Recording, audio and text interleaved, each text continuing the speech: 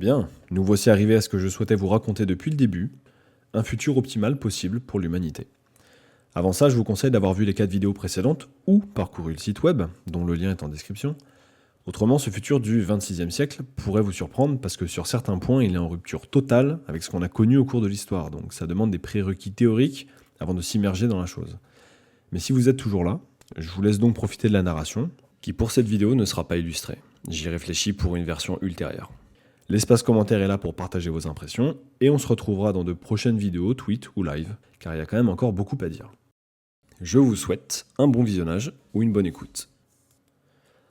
Vous vous réveillez un vendredi matin au 2e étage d'un gigantesque bâtiment en forme d'anneau, avec une vue prenante sur la cour intérieure et son jardin. Le réveil joue sa comptine à Vienne et déjà, la lumière matinale perce à travers vos volets. Il est environ 9h.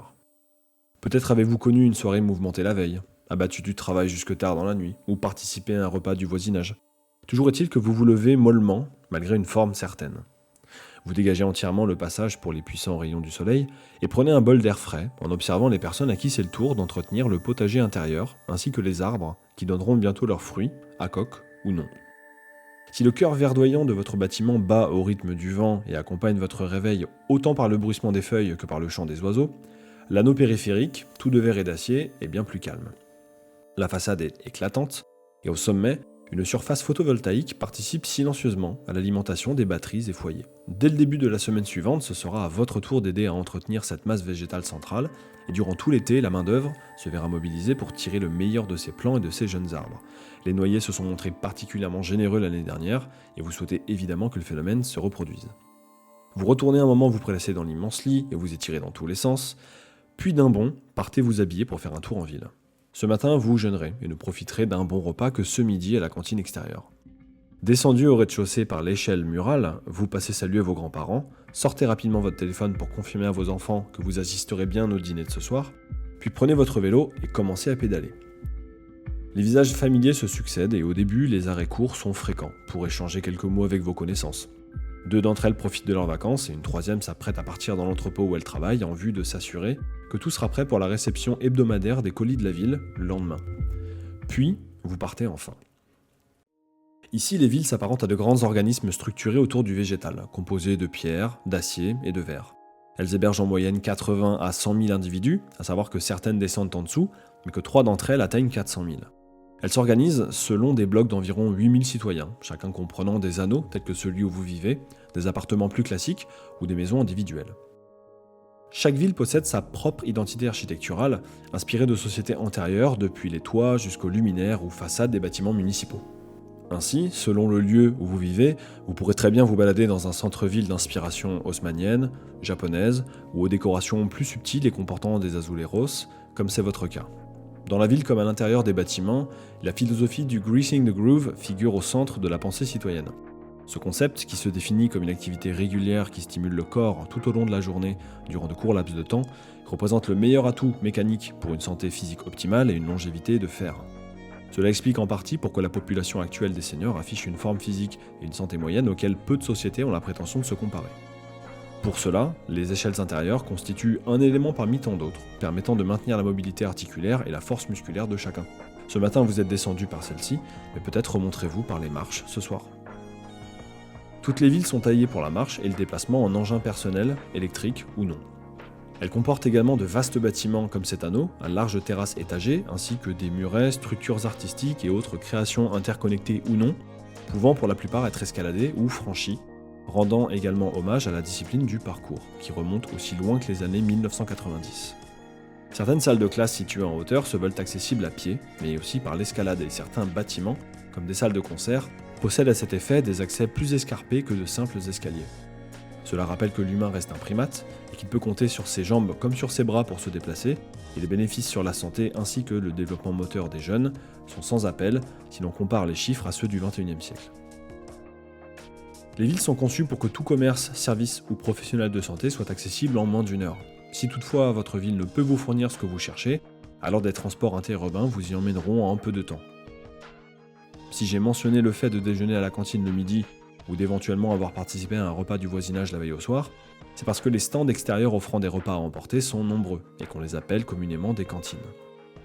Concernant le repas du soir, Les fêtes du voisinage étant spontanément et régulièrement organisées et pouvant prendre des proportions importantes, il n'est pas rare que des seaux entiers d'ingrédients soient versés dans d'immenses poêles pour le cuisiner durant ces jours de fête.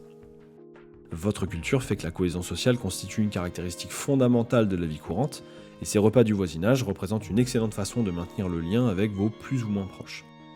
Il existe même un concours de la plus grande poêle avec ou sans assistance mécanique de brassage, et la plus grande n'en comportant pas pouvait contenir 4 tonnes d'un plat contenant riz, légumes, œufs, oignons, épices, légumineuses et j'en passe.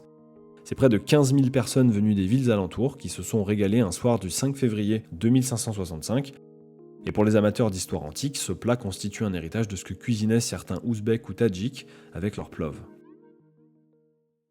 Vous vivez dans un quartier où se situe un pansoir, sorte de petit hôtel au nom désuet, comportant un écran interactif où vous pouvez parcourir les archives des temps passés. Et il se trouve que l'itinéraire de votre promenade vous amène justement à proximité de l'un d'entre eux. Vous ralentissez quelque peu lorsque vous apercevez une jeune concitoyenne, les yeux écarquillés devant l'écran, observant ce qui s'appelait autrefois les bouchons de Paris, avec ses habitants se déplaçant en bagnole. La jeune femme s'est saisie du casque pour le porter à sa tête, permettant à ses oreilles et même à ses narines, via un canal spécifique, de revivre l'expérience intégrale d'un bouchon ou de la délicate odeur d'une atmosphère parfumée au sans-plomb. L'avantage des pansoirs réside dans le fait qu'ils ne diffusent aucune propagande mensongère, bien que certains soupçonnent des extraits d'avoir été retouchés, voire produits par intelligence artificielle. La technique de votre époque s'avère bien supérieure à celle du temps de Paris. Toutefois, l'organisation des villes, régions et pays fait qu'une voiture se montre parfaitement inutile dans la majorité des cas. Et compte tenu du peu qu'il reste en circulation, les bouchons sont impossibles. Les avions sont capables d'atteindre des vitesses incroyables et l'on pourrait en construire des milliers, mais ce serait excessif. L'organisation de votre espace de vie a été pensée pour maximiser l'efficacité des transports en commun. Le tramway est devenu LE transport collectif incontournable et dessert la plupart des points d'intérêt de votre ville. Et le métro sous la surface n'existe plus, ou en de très rares points. Parce qu'à moins d'avoir une population ou un débit de passagers trop grand, pas besoin de creuser sous terre. Votre ville a été bâtie sur un terrain inégal. Aussi, lorsque la balade reprend en pente montante, vous pouvez observer au-dessus de vous les circuits de récupération de l'eau de pluie, ainsi que quelques lignes de tyroliennes partant des points les plus hauts et répandant leurs tentacules çà et là. À votre droite, proche du sommet, le centre de production de biogaz vous apparaît sous le soleil. Au premier coup d'œil, de loin, il apparaît comme un bâtiment joliment décoré. Mais en y regardant de plus près, il fait comprendre artistiquement et humoristiquement quel genre de matière première l'on traite pour produire de l'énergie. En atteignant le sommet, vous regardez derrière vous et apercevez les tours avant, qui jouent également le rôle d'espace de stockage des batteries de la ville. Cela vous permet d'apprécier le soin apporté à la circulation de l'air, tant au sein des bâtiments que de l'espace urbain et au refroidissement passif assuré par ces structures. Votre bâtiment est élégamment ancré au centre de cette masse urbaine d'un blanc éclatant où se côtoient les appartements et les maisons situés plus loin. L'ensemble est agréable à l'œil et présente une alternance de bâtiments hauts et bas, organisés de façon géométrique autour de votre lieu de vie. Vous faites volte-face et entrez à présent dans la partie nord de la ville. La piste cyclable plonge, puis dévie en contournant une place centrale, large d'une 50aine de mètres. Cette place est bordée d'assises et de structures cubiques adjacentes sur lesquelles nous aurons l'occasion de revenir, et quelques personnes y lisent des livres ou s'y reposent. Vous suivez un moment ce tracé circulaire, puis le quittez pour vous rapprocher de la périphérie septentrionale de la ville. Vous passez à côté de la gare, puis du centre pénitentiaire, car même dans le futur, certaines choses ne changent pas. Quelques minutes après, une vue sur les grandes voies qui relient les villes entre elles s'offre à vous. Les lignes de train sont automatisées et assurent toutes les 10 minutes un transport vers une ville voisine, également en 10 minutes. Je vous parlais de votre ami qui travaillait dans l'entrepôt. Ici, l'écrasante majorité des livraisons sont hebdomadaires, comme je le disais. Si une ville ne produit pas le bien acheté par un client, elle l'importe, et celui-ci arrivera avec l'ensemble des autres commandes. Cette organisation poursuit un objectif d'efficience complète et de maîtrise des coûts énergétiques. En outre, la mentalité des habitants rend totalement acceptable une attente allant jusqu'à 7 jours pour recevoir un bien commandé. Encore une fois, la simple présence des pansoirs pousse la population à ne pas reproduire les comportements jugés puérils des consommateurs d'antan incapables de patienter 2 ou 3 jours pour la livraison de leur commande. Je ne souhaiterais pas que la description l'emporte sur l'immersion, mais il faut garder en tête que tout est conçu pour maximiser l'aspect collectif, les repas préparés à l'extérieur, la disponibilité des cantines, la proximité accrue des pressings et des laveries, rendue possible par la taille compacte des villes, ainsi que l'utilisation de réfrigérateurs et congélateurs communs dans des box privatisés, ont conduit à une situation où certains appartements ne sont plus équipés de réfrigérateurs, de cuisine ou de lave-linge. Les installations cubiques dont je parlais précédemment étaient justement des box privatisés réfrigérants. Leur proximité et leur situation en extérieur permettent de stocker plus d'aliments avec autant d'énergie, sinon moins en hiver. Et les villes les plus fêtardes, les jaloux diront les plus soulardes, dédient d'ailleurs une partie de ces box au stockage d'aliments réservés aux repas du voisinage. Pour les déménagements, les déplacements de première nécessité et la circulation des camions de pompiers, des forces de l'ordre ou des ambulances, de larges voies sont évidemment à disposition au sein de la ville et quadrillent l'essentiel de sa superficie. Vous empruntez à présent une des 4 voies qui mènent vers l'extérieur. Les 2 premières sont des voies ferrées, la 3e est l'autoroute, et la dernière vous porte actuellement. Une gyroroue vous double à toute allure sur la large voie cyclable et vous observez au loin une file de voitures voguant tranquillement vers un horizon grisonnant. Vous vous projetez dans ce lointain le temps de votre balade et pédalez vers lui en pensant à la beauté du monde qui vous est offert et à la paix globale qui y règne. Certes, des tensions subsistent et des conflits persistent en ville comme dans le reste du pays, bien sûr que rien n'est parfait, mais la situation est optimale. Un quart des calories consommées est produit au sein même des villes par les habitants et les 3 quarts restants le sont dans des champs, où les doses injectées d'engrais et de pesticides ne mettent pas en péril la faune et la flore.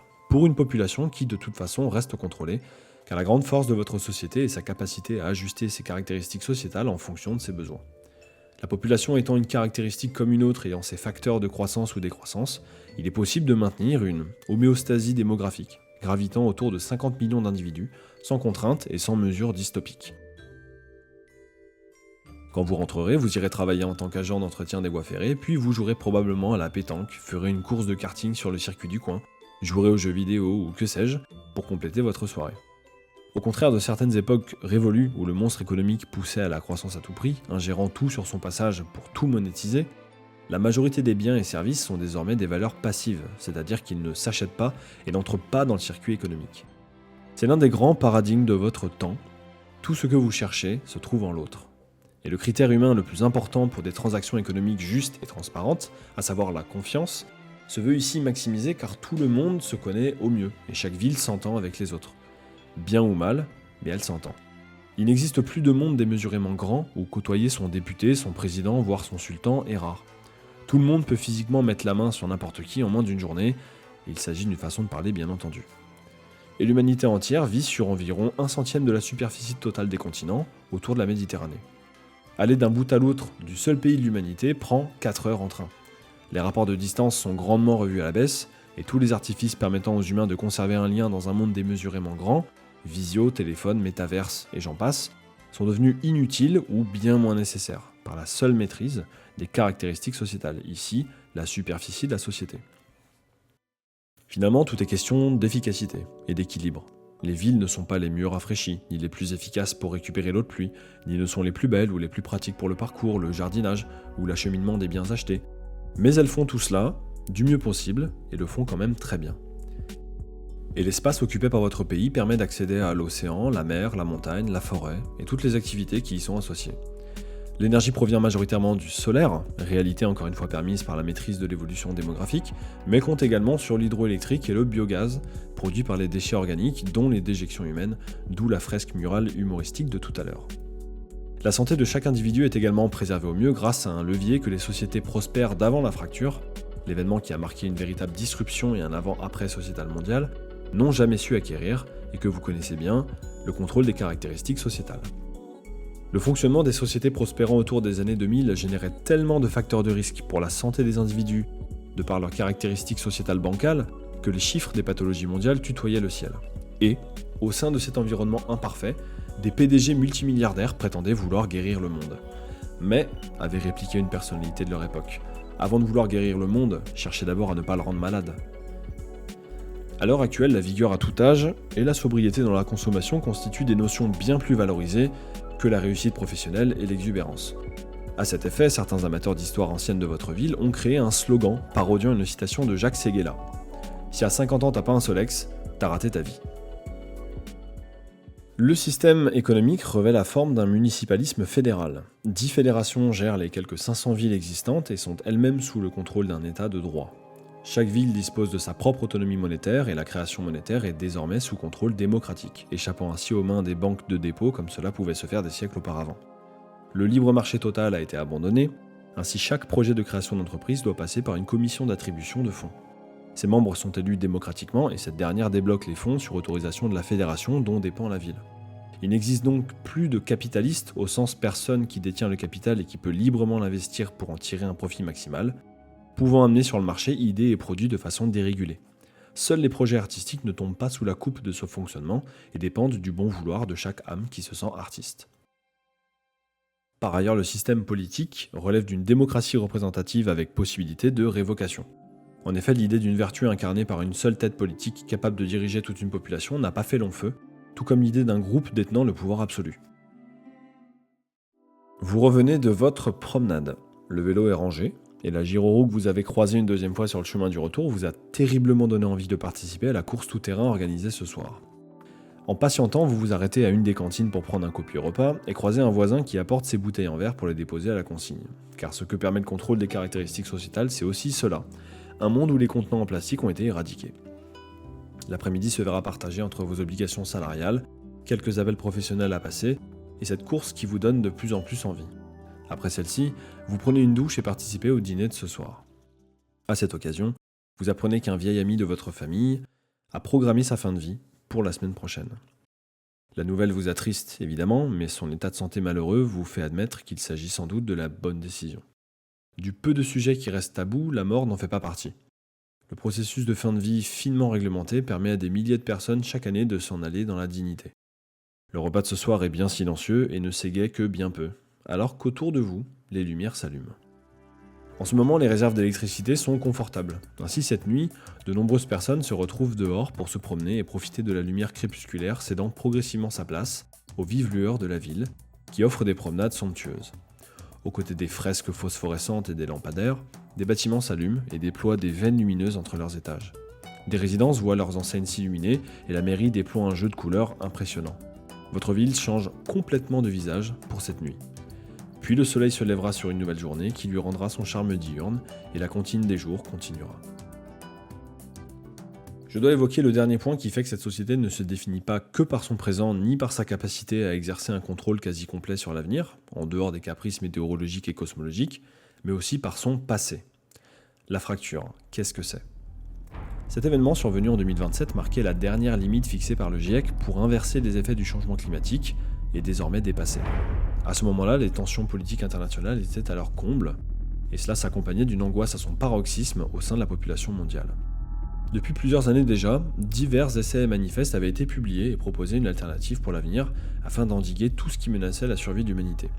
Celle-ci semblait en bonne voie pour commencer à organiser son avenir, et les grandes règles de la société du XXe siècle étaient déjà esquissées. Tout laissait penser qu'il demeurait possible d'inverser le cours de l'avenir in extremis, mais cela n'avait pas permis d'endiguer la folie terrée au sein de certaines des plus hautes couches de la société, ni d'empêcher le bouton rouge d'avoir été pressé. Quelques frappes nucléaires avaient sévi, plongeant le monde dans une guerre de 3 jours. À ce moment, des milliards de personnes se demandaient s'il y avait eu quoi que ce soit à entreprendre pour empêcher cet enfer. Malgré la brièveté du conflit, les conséquences marqueraient la Terre pendant de longues décennies. 6 milliards de morts et une rupture des chaînes d'approvisionnement en énergie et nourriture plus tard, l'humanité s'était convaincue de mettre fin à ce cycle mortifère d'expansion-implosion qui semblait caractériser la destinée des civilisations humaines. La fin du monstre économique marquait le retour à des valeurs plus simples et la décision de juguler au mieux les effets du changement climatique. L'humanité s'était démenée pour envoyer régulièrement des millions de personnes dépolluer, replanter, déconstruire, reconstruire et ramener la biosphère à un état d'équilibre le plus optimal possible dans le cadre de missions écologiques. Systèmes humains et environnementaux pouvaient enfin entamer leur lente régénération.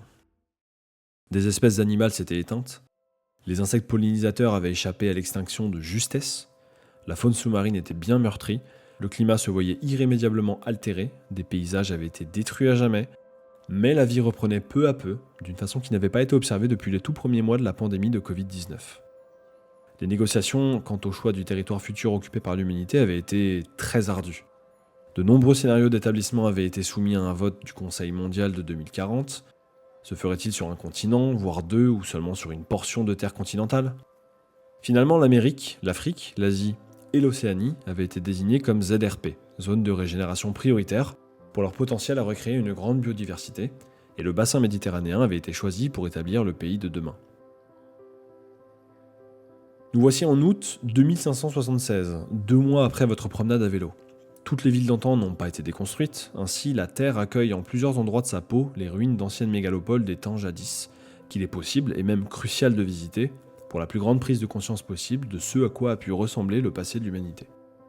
Ce jour, vous avez pris un avion en compagnie de 60 personnes de votre voisinage pour une semaine dans la nature sauvage de l'Amérique. Ici, vous apprécierez le frisson de l'inconnu, les longues randonnées dépaysantes et la contemplation de lieux issus d'époques et de cultures totalement différentes. En de nombreux points du globe sont présents des points d'exploration, vous permettant de découvrir des environnements totalement libres d'emprise humaine moderne, mais contenant des traces de civilisation passée. De nombreuses personnes se rendent à pied aux points les plus proches, parfois pour plusieurs centaines de kilomètres dans le cadre de longues explorations excitantes. Certaines personnes aspirant à vivre l'aventure la plus pure possible partent en direction d'un point d'exploration entièrement à pied, avec seulement leurs affaires de trekking et de campement. Le record absolu est détenu par un groupe de 10 qui ont progressé d'étape en étape jusqu'à atteindre la pointe de l'actuel Azerbaïdjan. Plus de 4000 km jusqu'à l'ancienne Bakou, au palais des Shirvanshah, point d'exploration numéro 24, d'où ils sont repartis en avion. Certaines s'y rendent en bateau, et certaines, comme vous, en avion, surtout quand les distances à parcourir se comptent en milliers de kilomètres. Votre transport vous laisse au point d'exploration numéro 45, latitude 20.930332, longitude -89.575332. Ici, vous découvrirez l'ancienne cité de Mérida, ayant appartenu au pays du Mexique. Vous pourrez en outre explorer la nature sauvage environnante ainsi que les ruines de l'antique civilisation Maya.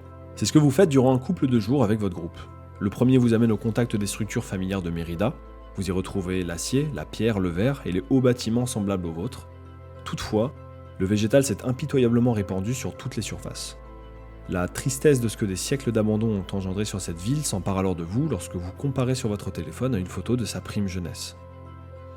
Puis le deuxième jour, vous faites un nouveau saut dans le temps et c'est avec émotion que vous touchez du bout des doigts la pierre froide d'une des pyramides, un de ces bâtiments fascinants qui vous emmène encore plus loin dans l'histoire de vos ancêtres. Et c'est un sentiment très singulier avec lequel ces voyages vous reconnectent.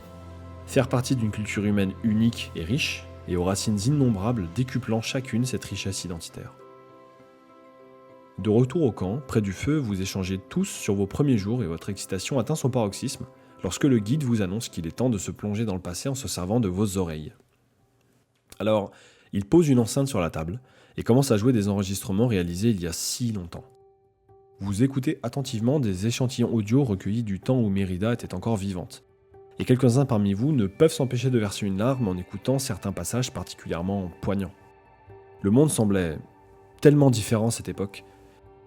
Il s'agit de votre 6e point d'exploration, et après les villes de Saint-Pétersbourg et du Caire, la grotte de Lascaux, l'environnement du Taj Mahal et les ruines du Burj Khalifa, vous voici maintenant en présence d'un autre fragment de votre histoire, d'une autre pièce d'humanité faisant autant partie de vous que les autres. Depuis les peintures rupestres de la grotte jusqu'aux pyramides de Gizeh, en passant par leurs homologues mayas et le tragique squelette brisé du Burj, vous réalisez l'immensité et la cruauté du monde. Vous prenez en partie conscience de la violence qu'a dû représenter la fracture pour vos ancêtres. Vous essayez de vous imaginer les efforts communs qui ont dû être menés de front pour que vous soyez où vous en êtes aujourd'hui. Ce que vous aimez avec ces points d'exploration, c'est que chacun d'entre eux comporte ses propres échantillons qui lui sont attachés, sa propre histoire évidemment, et un panorama unique qui provoque chez ceux qui les visitent une sensation que l'on ne retrouve nulle part ailleurs. Après les échantillons audio d'habitants de Mérida du temps de sa vie d'époque, le guide vous soumet des extraits de témoignages mexicains récoltés après la fracture. Un ingénieur télécom ayant souhaité témoigner parle d'une voix chevrotante du bonheur d'enfin connaître une vraie unité humaine, malgré une situation loin d'être stable, et le logiciel traduit dans votre langue. Quel malheur nous est tombé dessus avec cette connerie de guerre. J'ai eu la chance de pouvoir toujours serrer ma famille dans mes bras à l'issue de cette foutue semaine, mais quel putain de malheur nous est tombé dessus avec cette tragédie. Et en même temps, quel bonheur de voir qu'on tient peut-être enfin une chance de redonner de la vitalité à la Terre. L'entente n'est pas parfaite partout, on trouve encore des racistes et des grognons, mais globalement ça se passe vraiment bien. J'aimerais dire aux gens du futur, s'ils m'entendent un jour, que je leur souhaite d'être heureux. Je leur souhaite que le programme pour l'avenir pour lequel on a voté ait porté ses fruits et qu'ils se réveillent chaque jour dans le monde qu'on leur a imaginé. Je bosse du mieux que je peux pour qu'ils connaissent ça et j'aimerais tellement être là pour voir ça de mes yeux. Les choses vont quand même beaucoup mieux qu'il y a 10 ans, mais ce projet, ça donne envie d'y être, putain. Pardon, j'ai juré 2 fois depuis tout à l'heure. Ah, j'ai le droit ? Putain, merci. À vous du futur. Ne reproduisez pas les bêtises qu'on a pu commettre. Mais de toute façon, les poursoirs seront là pour vous rappeler ce qu'il faudra éviter à l'avenir. C'est quand même un sacré nom à la noix, mais bon, Ça nous fait bien rire. Je vous embrasse affectueusement depuis le passé. L'Assemblée rit à son tour et se dit que définitivement ce nom ne changera jamais, ne serait-ce que pour son côté cocasse. D'autres écoutes suivent, en même temps que le soleil décline au loin en drapant la ville de son manteau vespéral. Ces voyages sont essentiels. Avec les pansoirs, ils constituent un moyen de se remémorer, de se ressourcer, et de toucher de ses yeux ou de ses mains les réminiscences d'un passé troublé et troublant qui vous fait chérir encore plus la situation dans laquelle vous évoluez et vous fait avoir confiance en sa pérennité.